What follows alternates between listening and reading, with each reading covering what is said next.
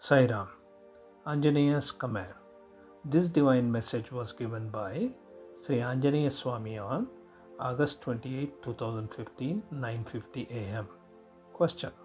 Swami, what is the cause for man forgetting his real nature, that is nija tatvam?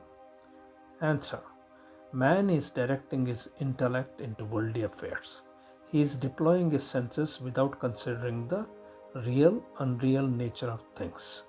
For personal gain and benefit, man is utilizing his power of discrimination. That is why he is forgetting his real nature, tatva. To know oneself is the highest goal of life.